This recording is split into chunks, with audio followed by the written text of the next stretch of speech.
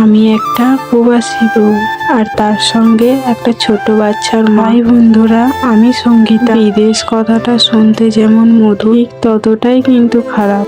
বিশেষ করে যেসব মা ছোট বাচ্চা নিয়ে বিদেশে থাকে, কাজ করতে করতে যদি বাচ্চা কাঁদে, দেশের মতন কাকুকে গিয়ে বলতে পারবে না আমার বাচ্চাটাকে ধরো, আমি কাজ করি। এখানে বাচ্চাকে সামলে নিজের কাজটা নিজেকেই করতে হয়। আজকে ভীষণ মায়ের কথা মনে পড়ছিল। বাচ্চা হওয়ার পর যখন বাপের বাড়িতে ছিলাম, আমার মেয়ে সমস্ত জামা কাপড় কেচে রান্না বাড়া করে মেয়েকে খাইয়ে, তখন মাকে দেখতাম সংসারের সমস্ত কাজ, আমাদের সবাইয়ের ভাত বেড়ে আমাদের যখন খাওয়া হয়ে যেত, তারপরে দেখতাম মাকে খেতে।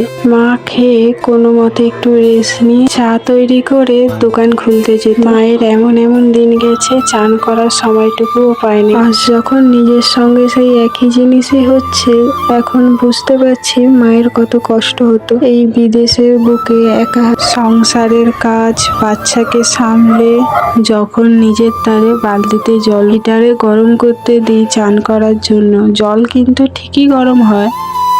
ওই যে মায়ের মতো মাঝে মাঝে আমারও সময় হয়ে ওঠে না চানটা করতে। এই যে প্রত্যেকটা দিনের মতো এক বালতি জামা কাপড় আজকেও নিয়ে চলে আসছি ছাদে মিলতে। জামাগুলো মিলে নিই, তারপরে তোমাদের সঙ্গে আবার কথা হবে।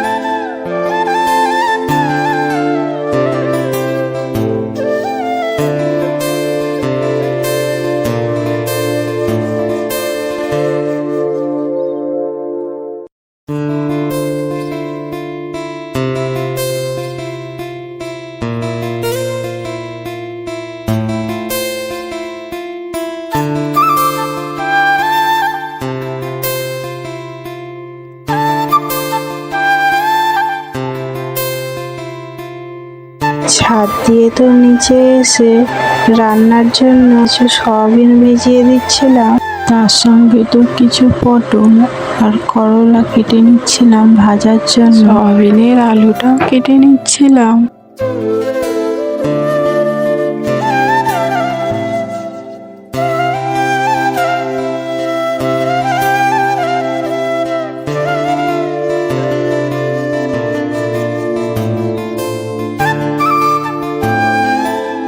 এই যে সবজিগুলো তো সব কাটা হয়ে গিয়েছে।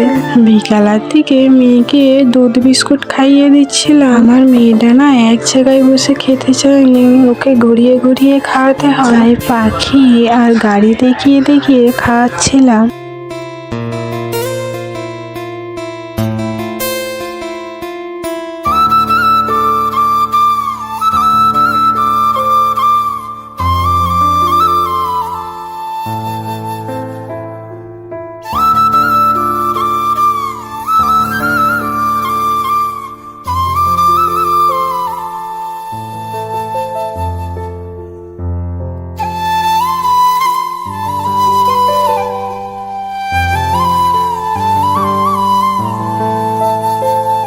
মেয়েকে তো খাওয়ানো হয়ে গিয়েছে। কাজ দিয়ে আসার পথে বরমশাই তো মোমো নিয়ে আসছিল, তাই বিকালে আজকে নতুন করে কোনো টিফিন বানাইনি, এটাকেই আজকে খেয়ে নিয়েছিলাম। রাতের জন্য রুটি করেও বলে আটা মেখে নিচ্ছিলাম।